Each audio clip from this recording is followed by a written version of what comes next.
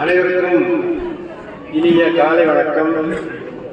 அம்மன் அருளால, அண்ணாவுடைய ஆசியால இங்கே நாம் அனைவரும் கூடியிருக்கிறோம். வாழ்விலே அனைத்தையும் கண்ட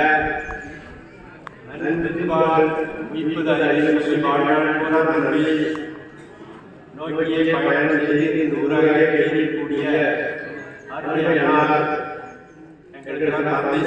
இருக்கக்கூடியவர் இந்த நிகழ்ச்சியில கலந்து கொள்வதற்கு எங்கெல்லாம் பாக்கியம். நாங்கள் வாழ்வதற்காகவே வாழ்வதற்காக வருகிறோம். ஆகவே மனிதனாக யாராக இருந்தாலும் 3 குறிக்கோள்களை உத்தமர்கள் வைக்கிறார்கள். ஒன்று, இறைவனடி திருப்பாதத்தில் போய் நாம சேர வேண்டும், சொர்க்கத்துக்கு போக வேண்டும் அப்படிங்கிற ஒரு வேண்டுகோள். 2வது வேண்டுகோள், மறுபிறப்பு கூடாது. மறுபிறப்பு இல்லாம பிறவி பெருங்கடல் நீந்துவர் நீந்தார் அப்படின்னு வள்ளுவர் சொன்னது போல இன்னொரு பிறவி வேண்டாம் ஐயா இறைவா அப்படின்னு கேட்கிறது 2வது வரம். 3வது வரம், இந்த நிலவுலகத்துல நாம் நிலைத்த புகழோடு நல்ல பெயரோடு நாம் விட்டு செல்ல வேண்டும். சந்ததியிற்கு எது வேணாலும் நிற்காம போலாம், ஆனால் நற்பெயர் தான் நிலைக்கும் அப்படிங்கிற 3வது குறிக்கோளை கூட உத்தமர்கள் வைத்திருக்கிறார்கள். இந்த 3ல யாருக்கு எது வாய்க்குமோ தெரியாது. ஆனால் அண்ணா அவர்களுக்கு இந்த 3 வாக்கியங்களும் வாய்க்கும். இறைவனுக்கு சேருவார்கள், மறுபிறவி கிடையாது.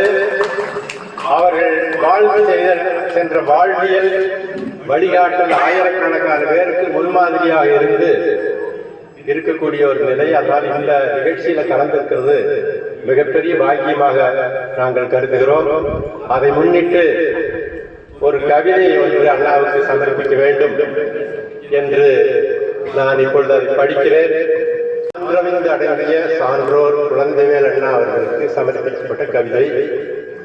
ஆன்றவிந்து அடங்கிய கொள்கை சான்றோர், ஊன்றிய சிந்தையர், உயர்குணம் உடையோர், காட்சி கெளியர், கடிஞ்சல் தவிர்ப்பார், மாட்சிமை பெற்ற மனத்தின் இயல்பால், தக்கார் தகவிலர், எண்ணாது யாரையும் ஒப்பவே நோக்கும் உழப்பாங்குடையவர், பிறப்பால் உயர்ந்த பெற்றியும் கல்வி சிறப்பால் எய்திய சீரும் செம்மையும் கெட்டிய அறிவின் ஆற்றலும் உள்ளத்து உள்ளியது உரைக்கும் துணிவும் கொண்டவர், கடல் போல் விரிந்த கருத்து களஞ்சியம், உடம்போல் உணர்வுகள் ஒடுங்கும் மனத்தவர், நன்னூல் நவின்ற நல்லாசிரியர், இன்னரும் பண்புகள் ஏந்த ஏந்தல், நிலம் மலை நிறைகோர் மலர் நிகர் மாட்சியால், நலம்புரி கொள்கையால், நாவின் வன்மையால் தேசுரத் திகழ்ந்தார் பேராசாலாய், ஐயா அவிநாசி திங்கனாரின் துய்ய அணுக்க துணையாயிருந்தார், கல்வி பணியில் கரங்கரை விளக்கமாய் பல்கலைக்கழக வேந்தராய் விளங்கினார். நிலையா உலகின் இயல்பை அறிந்து நிலைத்த புகழின் நேர்மையை நாடுவார். எளிமையும் இனிமையும் இணைந்த பண்பை விழுமிய சிந்தையில் பழுதர பாரித்த பெரும்பேர் அண்ணல் குழந்தைவேலர், 1000 பிறைகண்ண ஆன்றோர் தூயவர் வாழ்க தொய்வின்றி பல்லாண்டு. இது எங்கள் ஆசிரியர்கள், கல்லூரி ஆசிரியர்கள் குழுவாக வந்திருக்கிறோம். இவர்களெல்லாம் சேர்ந்து அவர்களுக்கு ஒரு வாழ்த்து பாவை சொல்லி அவர்களிடம் வாழ்த்து பெறுவதற்காக வந்திருக்கிறோம். உங்கள் அனைவரையும் சந்தித்ததுல மிக மகிழ்ச்சி. இங்க ஒரு கவிஞர் ஒருத்தர் பார்த்த காட்சியை ஐயா அவர்களும் ஒரு பாடல் பாடப்போகிறார்கள். அவர்களையும் வரவேற்று மேடைக்கு வருமாறு கேட்டுக்கொள்கிறோம். அதற்கு முன்னால இதை ஒரு காட்சிப்படுத்தி ஒரு காட்சி பெட்டகமாக ஆக்கியிருக்கிறோம். அதையும் உங்கள் முன்னால காட்டி அண்ணா அவர்களுக்கு நாங்கள் பரிசாக அளிக்கிறோம். நன்றி, வணக்கம்.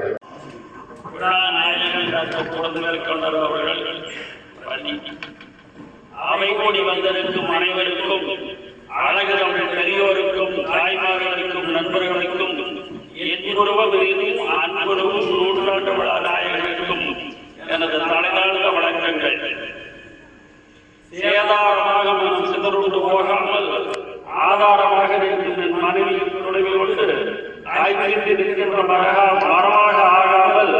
நெஞ்சில் ஊறுகிறவர்களுக்கு வரிகளாக்கி கூறுகிறேன், நன்றி கேட்கிறேன். இன்னும் பல்லாண்டு இறைவன் கொடுப்பதற்கு என்னுடைய உங்களோட ஏற்றம் பாடுகிறேன். ஆழியின் மலை போல உங்கள் வாழிய வாழிய ஆழியவே. நன்றி. 100வது ஆண்டு பிறந்தநாள் விழாவானது சீரும் சிறப்புமாக நடைபெற்றுக் கொண்டிருக்கின்றது. இந்த நல்லதொரு நிகழ்ச்சியிலே கலந்து கொண்டிருக்கின்ற பெரியோர்களே, தாய்மார்களே, இந்த பகுதியைச் சேர்ந்த அருமை சகோதரர்களே, உற்றார் உறவினர்களே, உங்கள் அனைவருக்கும் என்னுடைய முதன்மையான வணக்கத்தினை மற்றற்ற மகிழ்ச்சியோடு தெரிவித்துக் கொள்கின்றேன். தான் இருக்கக்கூடிய தான் பிறந்த பகுதியிலே கடைசி காலங்களிலே வாழ வேண்டும், தன்னுடைய இறுதி காலத்தை இங்கே கழிக்க வேண்டும் என்ற நல்லெண்ணத்தோடு இங்கே கடந்த சில ஆண்டுகளாக இருக்கின்றார். பல்வேறு வாய்ப்புகள் இருந்தாலும் கூட ஐயா அவர்கள் இந்த பகுதியிலே இருக்க வேண்டும் என்று சொல்லி தான் ஆரம்ப காலத்திலிருந்தே வணங்கிக் கொண்டிருந்த இந்த பத்ராளியம்மன் திருக்கோயிலை நல்ல முறையில் சீர் பணிகளை எல்லாம் செய்து கும்பாபிஷேக விழாவை நடத்தி வரக்கூடிய 2வது 3வது கும்பாபிஷேகத்தையும் நடத்த வேண்டும் என்று நான் அன்போடு கேட்டுக்கொள்கின்றேன். அதே போல ஒரு மனிதர் ஒரு தலைமுறை இல்லை என்றால் 2 தலைமுறை அவர்களைத்தான் சந்திக்க முடியும். இன்றைய காலகட்டம் அப்படி இருக்கிறது. ஆனால் ஐயா அவர்கள் 3 தலைமுறைகளையும் இன்று சந்தித்திருக்கின்றார். முடிந்தவரை நம்முடைய பகுதியிலே ஐயா அவர்கள் மட்டும்தான், அதாவது 100 ஆண்டுகள் இருந்திருக்கின்றார்கள். நோய் நொடி இல்லாமல் தான் அனைத்து பணிகளையும் செய்யக்கூடிய ஒரு சூழ்நிலையிலே இருப்பவர் குழந்தைவர் ஐயா அவர்கள் தான்.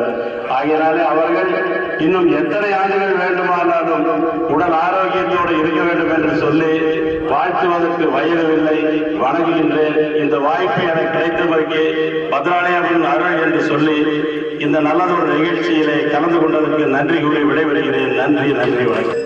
குருவாக, வழிகாட்டியாக, கலண்டரை விளக்கமாக என்னை வழிநடத்தி வந்துள்ளார்கள். அவருக்கு எனக்கு 10 ஆண்டு வித்தியாசம். என்னை படிக்க வைத்தது, தமிழுக்கு என்னை அறிமுகம் செய்து வைத்தது, அந்த தமிழுக்காகவே என்னை பச்சையப்பன் கல்லூரியிலே கொண்டு சென்று சேர்ந்தது.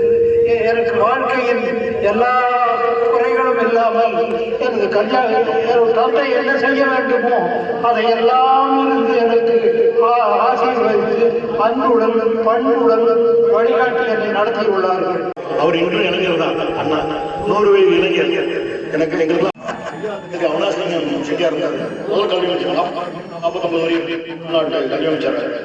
அண்ணா கூட இருந்து நிறைய கல்வி சேவைகள் செஞ்சிருக்காரு. இப்போ கோபிச்செட்டி பாலத்தோடு நிறைய நிலப்படுறது ஒருத்தர் ஒத்துக்கிட்டாரு. அண்ணாக்கு தெரியும் பழையது. அவர் என்ன பண்ணாருன்னா, அங்கேயே ஒரு பெண்கள் ஸ்கூல் ஆரம்பிங்க, அதுக்கு அண்ணா அனுப்பிச்சு வைக்கிறேன் அப்படின்னு சொல்லி அண்ணா அனுப்பிச்சு வச்சு இப்போ நீங்கள் போனீங்கன்னா கோபிச்செட்டி பாலத்தில் அண்ணா தான் போய் திறந்து வச்சிருக்காரு. டாக்டர் காக்கு வந்து வெளில போட்டுருவோம். நீங்கள் போனால் அவர் அந்த மாதிரி நிறைய இடங்கள்ல அதான் பிள்ளையார்சுடி. இங்கே இருக்க அவனாசி யூனிவர்சிட்டி பெண்கள் கல்விக்கு வந்து பிள்ளையார்சுடி அது அந்த அண்ணா சொல்லுவார். அதெல்லாம் பள்ளியம்மன் ஞாபகம் இருக்குல்ல, பழனிசாமி கவுண்டர்னு அவர் நிலத்தை கூட நாங்க அண்ணா அமைச்சு விட்டு அவங்கள ஒரு அறிவுறுத்தல எப்படி பண்ணணும், என்ன பண்ணணும், எப்படி ஒரு கல்வி ஆரம்பிக்கணும் அப்படி ஆரம்பிச்சு இவர் தான் பவுண்டேஷன் போட்டு திறந்து வச்சார். அண்ணா தான். நல்லது. காணி நிலம் வேண்டும், பராசக்தி காட் வேண்டும், 10-12 தென்னை மரங்கள் பக்கத்திலே வேண்டும், கத்தும் குயிலோசை சற்றே வந்து காதில் விழ வேண்டும். மிக அற்புதமான சூழ்நிலை. இந்த பத்ராளியம்மன் கோயிலில் அண்ணாவுடைய 100 அகவை அதை இன்று பத்ராளியம்மனுடைய அருளால் மிகச் சிறப்பாக கொண்டாடி கொண்டிருக்கின்றோம். ஆகவே அவர்களுடைய ஆசைதான் இங்க இருக்கக்கூடிய பலரும் மிகச்சிறந்த நிலையில் இருக்கின்றோம் என்றால் அண்ணாவுடைய ஆசைதான். அவருடைய தம்பி காளிமுத்து அண்ணா அவர்கள் மிக அழகாக கூறிக்கொண்டிருந்தார்கள். எனக்கு எல்லாமாக அண்ணா என்று கூறினார்கள். வித்யாலயத்தில் அடிக்கடி ஒரு பாடல் பாடுவோம். தந்தை தாயும் நீ, என்னுயிர் துணையும் நீ, சஞ்சலம் அது தீர்க்க வந்த என்ற அந்த வரிகள் மிக அற்புதமாக அமைந்திருக்கும். அண்ணா அவர்கள் என்னை எல்லாம் குழந்தைகளிலிருந்து பார்த்து அப்பு என்று பெயர் வைத்து கூப்பிட்டுக் கொண்டிருப்பார்கள். படித்தது ஒரு ஆசிரியராக வந்தது, பேராசிரியராகி, முதல்வராகி என்று பல நிலைகளுக்கும் அவர்கள் தான் வழிகாட்டியிருக்கிறார்கள். இங்கு வந்திருக்கக்கூடிய பல பேராசிரியர் பெருமக்கள், சென்னையிலிருந்து வந்திருக்கக்கூடிய அவர் பெரியசாமி அவர்களெல்லாம் மாநில நிலவில் மிகப்பெரிய பதவியில் இருந்தார்கள். ஆகவே அனைவருக்கும் அண்ணாவுடைய ஆசீர்வாதம் எங்களை வழி நடந்தது. இன்றும் பல்லாண்டு பல்லாயிரத்தாண்டு என்று கூறுவது போல பல ஆண்டுகள் அனைவருக்கும் வழிகாட்ட வேண்டும். அண்ணாவுடைய திருப்பாதம் பணிந்து அவர்களுடைய ஆசீர்வாதம் என்றும் அனைவருக்கும் கிடைக்க வேண்டும். அதற்கு குருதேவர் அருள், அன்னை சாராதேவியினுடைய அருள், சுவாமி விவேகானந்தனுடைய அருள் இருக்க வேண்டும். வித்யாலயத்திலிருந்து சுவாமிஜி அவர்களும் இன்று வந்து கலந்து கொண்டு தங்களுடைய வாழ்த்துக்களை வித்யாலயத்தின் சார்பில் தெரிவித்துக் கொண்டார்கள். ஆகவே மிக மகிழ்ச்சியாக இருக்கின்றது. அத்தோடு அண்ணா அவர்கள் மிக பாக்கியம் மிக்கவர்கள் என்று சொல்ல வேண்டும். ஏனெனில் அண்ணாவனுடைய மகள் மணியக்கா இருக்கின்றார்கள், மாப்பிள்ளை அண்ணா அவர்கள் இருக்கின்றார்கள், மகன் செந்தில், மருமகள்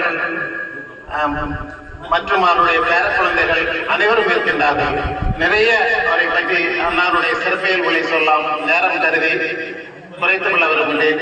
நாட்டுப்பற்று என்று பார்க்கும் பொழுது பல ஆண்டுகளுக்கு முன்பே சொன்னார்கள், தன்னுடைய பேரனை அமெரிக்காவிலிருந்து இங்கு வர வேண்டும் என்று சொல்லிவிட்டேன், இங்கு வந்து இனி அவனுடைய தொழிலை எல்லாம் செய்ய வேண்டும் என்று அதை நடத்தி காட்டியிருக்கின்றார்கள். ஏனெனில் அது சாதாரண வேலை இல்லை. அமெரிக்காவுக்கு சென்றவர் வருவாரா என்பது முதல் சந்தேகம். அத்தோடு அப்பச்சி தாத்தா சொன்னதை கேட்டு பேரன் புகுந்து திரும்பி வந்திருக்கின்றார். ஆகவே அவர்கள் சொல்லும் செயலும் அனைத்தும் அனைவருக்கும் வழிகாட்டுகின்றது என்று கூறிக்கொண்டு, ஆகவே அவர்கள் பாக்கியம் செய்தவர்கள் இங்கு இந்த விழாவில் அண்ணாவுடைய ஆசி வாங்குவதற்காக கலந்து கொண்டிருக்கின்றனர். இவருமே நாம் பாக்கியம் செய்தவர்கள் என்று கூறிக்கொண்டு, அடுத்து ஆகவே இந்த வாய்ப்பை இறையர்கள் நமக்கு வழங்கியதால் மீண்டும் அண்ணாவை வணங்கி பல்லாண்டு பல்லாயிரத்தாண்டு பல கோடி நூறாயிரம் என்று கூறிக்கொண்டு, அடுத்தவர்கள் பல மேடையில் கூறுவார்கள், ஜப்பானில் ஒரு கிராமத்தில் 100 வயதை கடந்தவர்கள் நிறைய பேர் இருக்கின்றார்கள். அந்த வாழ்க்கை முறை நாம் ஏன் வாழ முடியாது? நாமும் 120 வயது 125 வயது வாழ வேண்டும் என்று கூறுவார்கள். ஆகவே அதற்கு மிகச்சிறந்த எடுத்துக்காட்டு அண்ணா அவர்கள் தான். அவருடைய வாழ்க்கை முறை, வாழ்க்கை நெறி, அவருடைய தெளிவான சிந்தனை, அந்த அன்பு, சகோதரர் அவர்கள் கூறும் பொழுது சின்ன குழந்தைகளை பார்த்தால் கூட வாங்க போங்க என்று சொல்வார்கள். அதையெல்லாம் நாங்கள் நிறைய அவர்களிடம் கற்றுக்கொண்டிருக்கிறோம். ஆகவே நாங்கள் எல்லாம் அனைவருமே வித்தியாலயத்தில் படித்த மாணவர்கள் என்று தமிழகம், வெளிநாட்டில், வெளியில் எங்க சென்றாலும் எல்லாரும் கேட்பது முதலில் அண்ணா குழந்தைகள் அண்ணா எவ்வாறு இருக்கின்றார்கள் என்றுதான் கேட்பார்கள். ஆகவே அவருடைய இந்த 100 அகவை விழாவில் கலந்து கொள்வதில் நாம் அனைவரும் பாக்கியம் செய்திருக்கிறோம் என்று கூறிக்கொண்டு, மீண்டும் அவருடைய பொற்பாதத்தில் நம் அனைவரும் சார்பிலும் வணக்கங்களை சமர்ப்பித்து மகிழ்ச்சி அடைகின்றோம். வணக்கம். பெரிய சகோதர சகோதரிகளே, அனைவருக்கும் வணக்கத்தை தெரிவித்துக் கொள்கின்றேன். முதல்ல அண்ணா அவர்களை சொல்லும் பொழுது நாங்கள் எல்லாம் காட் ஃபாதர் என்று சொல்லுவோம். எங்களுக்கு அண்ணா அவர்கள் ஃபாதர் மட்டுமில்லை, ஆண்டவனை போல வழிகாட்டி கொண்டிருப்பவர், எத்தனையோ பேர்களை உருவாக்கியவர். வித்தியாலயத்தில் இருந்து அத்தனை நிறுவனங்களையும் வழிநடத்தி எத்தனையோ பொறுப்புகளில் இருந்து அதில் வித்தியாலய பல்லாயிரக்கணக்கான மாணவர்களுக்கு வழிகாட்டி வாழ்க்கையை உயர்த்தியவர், அன்பிலே வழிகாட்டியவர். அதே போல அவனாசிக்கும் மனையில் பல்கலைக்கழகத்தில் எத்தனையோ பேர்களுக்கு வழிகாட்டியவர், பாரதியார் பல்கலைக்கழகத்தில் எத்தனையோ பொறுப்பில் இருந்தவர். இதை பல்கலைக்கழகத்திலே பல பொறுப்புகளிலே இருந்து நிறைய வழிகாட்டிய, தமிழ்நாட்டில் எத்தனையோ பேருக்கு வழிகாட்டியவர். அவர்கள் சொல்லும் பொழுது நிறைய சொல்லிக்கொண்டே இருக்க வேண்டும். இந்த கோயில் கட்டுவதில் கூட அவர் சிறு வயதிலிருந்து ஒரு கனவு இருந்தது. ஒரு புத்தகம் எழுதியிருக்கிறார், ஒரு கனவு நனவானது என்று. அந்த கோயிலை கட்டி சிறப்பாக வழிநடத்தி கொண்டிருக்கிறார்கள். எங்களுக்கெல்லாம் ஒன்றல்ல இரண்டல்ல பல வகையிலே வழிநடத்தி கொண்டிருப்பவர் எங்கள் குடும்பங்களே, எங்கள் பேரத்திலிருந்து அத்தனை பேருக்கும் வழிகாட்டி கொண்டிருப்பவர்கள். அத்தனை பேருக்கும் வழிகாட்டி நடத்தி கொண்டிருப்பவர் அண்ணா அவர்களுக்கு அவர்களுடைய சிறந்தாழ்த்தி வணங்கி ஆண்டவனையும் வேண்டிக் கொண்டு அவர் பல்லாண்டு பல நூறாண்டு நோய் நொடி இல்லாமல் நீண்ட நல்லாயோடு நிறைகள் செல்வத்தோடு நன்கு வாழ வேண்டும் என்று கேட்டு அவருடைய வாழ்த்துக்களோடு நாங்கள் இருக்க வேண்டும், அவருடைய பாரம்பரியம் நன்றாக இருக்க வேண்டும் என்று ஆண்டவர்களையும் கேட்டு வணங்கி விடைபெறுகிறேன். வணக்கம். வித்தியாலயத்தின் சார்பாக இப்பொழுது சாமிஜி அவர்கள் வந்திருக்கிறார்கள். அவர்களும் நான் கேட்டுக்கொள்கிறோம், வணங்கிக் கொள்கின்றோம். இங்கே பதி அப்பாசிக்கருடைய பதி என்று சொன்னாலே அழகான பதி, மற்றவர்களுடைய மனதில பதியக்கூடிய நிகழ்வாக இருக்கின்றது. இந்த நிகழ்வுக்கு கலந்து கொண்ட அனைவரையும் மீண்டும் வணங்கி கொண்டு விடைபெறுகிறேன். வணக்கம். நான் 60, அண்ணா 100. அதனால அவங்கள வாழ்த்துறதுக்கு நம்ம எந்த வகையிலையும் நமக்கு தகுதி இல்லை. உங்களுடைய வாழ்த்துறதுக்கு கூட தகுதி இருக்குது. ஒரு சின்ன இன்சிடென்ட்டுங்க. 1987 அண்ணா அவார்டு வாங்கினாங்க, பெஸ்ட் டீச்சர் அவார்டு வாங்கினாங்க. அப்போ மகதி அரங்கத்தில் இவங்க ராஜமகாதாஸ் அண்ணா அப்புறம் லிவிங்ஸ்டோன் ஒரு 5 பேர்த்துக்கு ஐயா பாராட்டு வச்சாங்க. அப்போ ஒவ்வொருத்தர் பற்றியும் பேசிட்டு வந்தாங்க. ஐயா பெருசு எடுத்துக்கல, அண்ணா பற்றி பேசினாங்க. அவங்க எப்போ சேர்ந்தாங்க, வித்தியார்த்தி என்ன பண்ணாங்க, நம்ம சொல்ல கடைசி ஒரு வாரத்தை 1985 ஏற்படாத சொல்லி மென்ஷன் பண்ணாங்க. ஐயா கண்ணை தண்ணி விட்டாங்க. அது இன்னும் ஞாபகம் இருக்குது. அதனால அவங்க கல்வி சார்ந்து பார்த்தீங்கன்னா நம்ம சொல்ல முடியாது. கிட்டத்தட்ட நம்ம சமுதாயத்திலேயே 2வது டாக்டரேட்டு, உங்க சமுதாயத்திலே 2வது டாக்டரேட்டு. முதல்ல டாக்டர் சுப்ராயன், அவருக்கு அடுத்தது ஆராய்ச்சியில் டாக்டர் பண்ணி முன்னேறப்பட்டவங்களும் அண்ணா தானே. நம்ம சமுதாயம் 2வது டாக்டர் பட்டா ரொம்ப ரொம்ப பெருமை. அதனால் அவருடைய எளிமை, அவருடைய குணம், அதெல்லாம் எந்தக்கு நான் பாராட்டணும். ஏன்னா என்னுடைய ஒன்றோட அண்ணா இன்னைக்கு அவங்க 94, அண்ணாவோட ஸ்டூடெண்ட்டு. அதனால எங்கள் குடும்பத்தில் அவர் நான் அவங்களுக்கு 3ஆம் முறை பார்த்துருக்கேன். இது போட்டு பேச்ச பெருமை. அவங்க பல்லாண்டு நலமோடு இருந்து நீண்ட வாழ்க்கை உள்ள ஆண்டவன் எழுதுகிறேன். கதாநாயகன் என்று சொல்லக்கூடாது, கடவுள் என்று தான் சொல்ல வேண்டும். என்னை பொறுத்தவரை அண்ணா அவர்கள் வயதோ 100, அனுபவமோ 10,000. அண்ணா அவர்கள் இல்லை என்றால் வித்தியாலயம் இல்லை. ஐயா அவர்களுக்கு மிக உறுதுணையாக இருந்து அண்ணா அவர்கள் ஆகியபடி இன்னும் எங்களுடைய மனதிலே பசுமரத்து ஆணி போல் உள்ளது. நானும் அண்ணாவுக்கு ஒரு பையன் மாதிரி தான். காரணம், நானும் செந்தில் அவர்களிடம் பால்வாடியிலிருந்து ஒன்றாக படித்தவர்கள். அந்த பெருமை எனக்கு மிகவும் ஒரு மகிழ்ச்சி தெரிகிறது.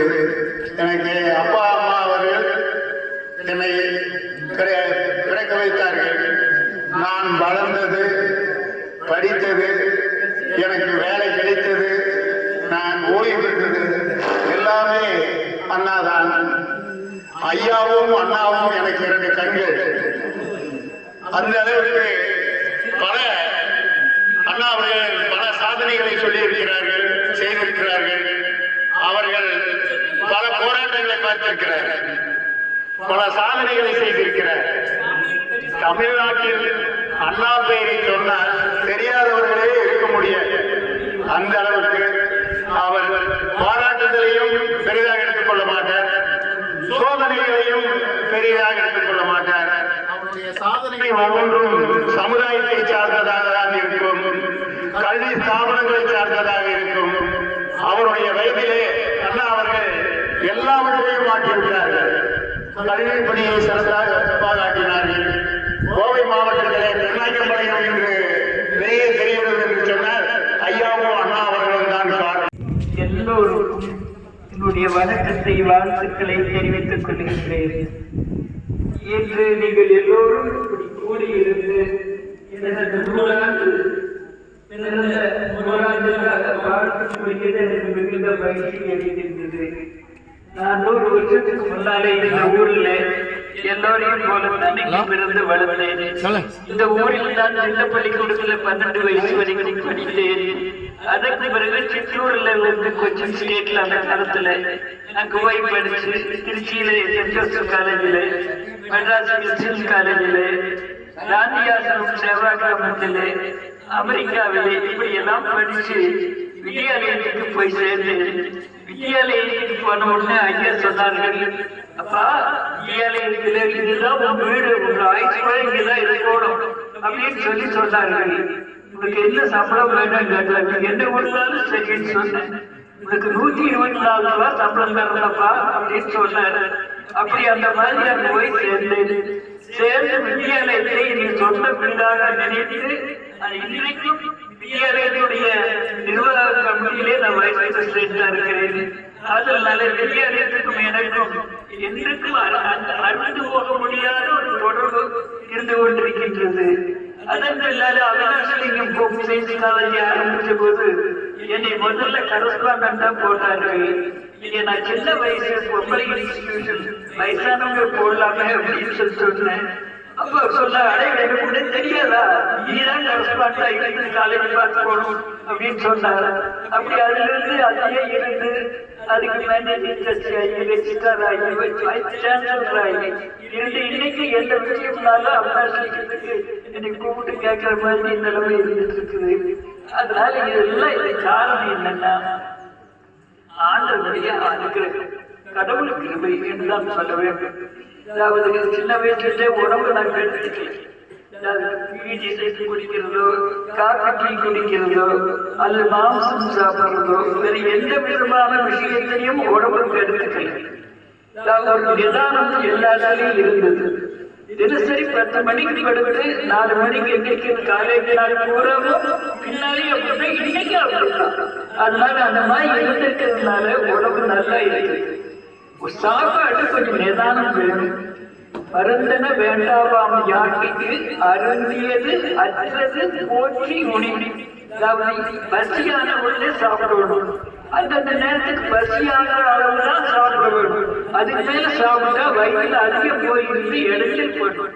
இப்ப எனக்கு அப்படிதான் செய்து இருக்கிறதுனால அந்தந்த நேரம் பசியாக சாப்பிடணும் செய்ய போயிடும். அப்புறம் வேற கண்ட எண்ணம் எல்லாம் நினையாம இருக்க வேணும். நினைச்சிட்டு இருந்தா நான் எதையோ நினைச்சு தூக்கம் வராது, ஒண்ணும் வராது. எனக்கு அதெல்லாம் நினைக்கல.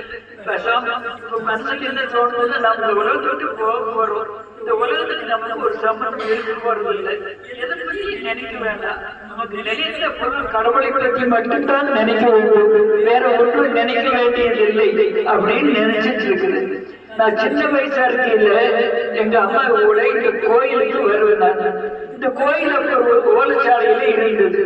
அப்ப நான் வந்து நினைச்ச போது நான் எங்க அப்பா கேட்டேன், எங்க உலக ஒவ்வொரு ஊர்லயும் ஓட்டுறதுக்கு பெரிய கோயில் எல்லாம் கட்டி வச்சிருக்காங்களே, நம்ம ஊருக்கு ஏன் இந்த மாதிரி ஒரு ஓலைச்சாலையில கோயில் இருக்குதுன்னு கேட்டேன். அவங்க சொன்னாங்க, அம்மா பூ கொடுத்தாதான் கட்ட முடியும்னு சொன்னாங்க. நான் அப்ப சின்ன வயசுல ஒரு 12 வயசு வரைக்கும் இங்கதான் இருந்தேன். 9 வயசு இல்லாம இங்க சுற்றி விளையாட்டு வயலு நெல்லு காய போடும், பாறையில காய போடும். அப்ப அந்த காவலுக்கு எங்க அப்பா சொல்லுவார், நீ 4 நாள் இங்க காவல் இல்லைன்னு சொல்லுவேன். இல்ல காலையில சாயங்காலம் இருப்பேன். அப்ப இந்த தோட்ட சீனி வெடிக்க வேண்டிக்கு எல்லாம் பூ கேட்டு இருந்தாங்க. நான் போய் அம்மா கிட்ட கேட்கக்கூடாது, பூ கேட்க கூடாதுன்னு நினைச்சு நானும் வந்து ஒரு பூ கேட்டேன். அப்ப வந்து வந்தாருன்னு சொன்ன ஒரு நல்ல பூ, வலது பூ கொடுத்தது. கோயில் கட்டுறது வலது பூ சொல்லி அப்படி பூ கொடுத்த உடனே பண்டார கண்டு நல்ல பூ கொடுத்துருக்குது, நீங்க என்ன நினைச்சீங்களோ நடக்கும் அப்படின்னு சொன்னாங்க. அப்படி அந்த மாதிரி மனசுல கோயில் கட்டணும்னு என்ன வந்து அது பின்னால கோயில் கட்டி இந்த மாதிரி இருக்கிறது எனக்கு மனசுக்கு மிகுந்த மகிழ்ச்சி. இன்னைக்கு இந்த கோயிலுக்கு நிறைய பேர் வர்றாங்க. ஒவ்வொரு பௌர்ணமி பூஜைக்கும் 300 பேர், 400 பேர், 500 பேர் வர்றாங்க. வந்து இருந்து அன்னைக்கு சாட் போட்டு போறாங்க. அதனால இதை பார்க்கிற போது எனக்கு மிகுந்த மகிழ்ச்சி. இதெல்லாம் ஆண்டவருடைய அனுகிரகத்தினால் நடந்தது. நாம வந்து முக்கியமா செய்ய வேண்டியது என்னன்னா, நம்மளை பற்றி நமக்கு பெருசா நினைச்சிக்க கூடாது. நம்ம இந்த உலகத்தில் இருக்கக்கூடிய கோடான கோடி ஜீவன்கள் நாம ஒண்ணும். இறைவன் நம்மை படைத்திருக்கிறார். அந்த ஜீவன்கள் எல்லாரும் நமக்கு சகோதரர்கள் மாதிரி இருக்கிறார்கள். அதனால நாம எல்லாத்தையும் நேசிக்கணும், எல்லாத்தையும் பிரியமா இருக்கணும் அப்படிங்கிற எண்ணம் மனசுல இருந்துட்டே இருக்குது. ஆகவே இந்த எண்ணத்துள்ள இருக்கிறதுனால எனக்கு ஒரு சிரமம் இல்லை. இப்ப எனக்கு உடம்புல ஒரு சீக்கு மேல ஒண்ணும் கிடையாது. அதனால நல்ல சாப்பிட ஒழுங்காக நல்லா துவங்கிடுது. தினசரி போயிட்டே இருக்குது. நாள் பாட்டில் போயிட்டு வருஷம் பாட்டில் ஆயிட்டே இருக்குது. அதனால இது எத்தனை நாளைக்கு இருக்குன்னு தெரியாது. ஆண்டவர் சிற்ற எப்படியோ அப்படி இருக்கு. அதனால இன்றைக்கு நீங்க எல்லாம் வந்து இருந்து உங்களுடைய வாழ்த்துக்களை சொன்னதுக்கு எனக்கு மிகுந்த மகிழ்ச்சி. வித்யாலயத்திலிருந்து வித்யாலய மாணவர்கள் பேராசிரியர்கள் எல்லாம் வந்து இவன் சேர்ந்திருக்கிறது சாமி வந்ததெல்லாம் மிகுந்த மகிழ்ச்சி. என்னுடைய உற்றார் உறவினர்கள் எல்லாம் நீங்க எல்லாம் வந்து இருந்து இங்கே இருந்து விழாவில் கலந்து கொண்டு கோயில் பூஜையில கலந்து கொண்டு ரொம்ப சந்தோஷம். நீங்க எல்லாம் இருந்து சாட் போட்டு போக வேண்டும். உங்களுடைய ஆசீர்வாதத்துக்கும் நல்ல எண்ணத்துக்கும் வாழ்த்துக்களுக்கும் நான் என் நன்றியை தெரிவித்துக் கொள்கிறேன். எல்லோருக்கும் வணக்கம். இந்த இனிய ஞாயிறு அன்று உங்களுடைய நேரத்தை கொடுத்து இங்கே வந்து இந்த விழாவை சிறப்பித்தமைக்கு மிக்க நன்றி. உங்கள் ஒவ்வொருவருக்கும் எங்களது நன்றிகளை தெரிவித்துக் கொள்கிறோம். அனைவரும் விருந்துண்டு மகிழ்ந்து வாழ்த்தி செல்லுமாறு கேட்டுக்கொள்கிறேன். நன்றி, வணக்கம். ஞாபகப்படுத்துற மாதிரி ஒரு சிறப்பான விழா அமைஞ்சதுக்கு அனைவருக்கும் ரொம்ப நன்றி. அண்ணாக்களுக்கும் ரொம்ப நன்றி. சாமி வந்திருந்தாங்க. ஓகே, அனைவரும் சாப்பிட்டு போங்க.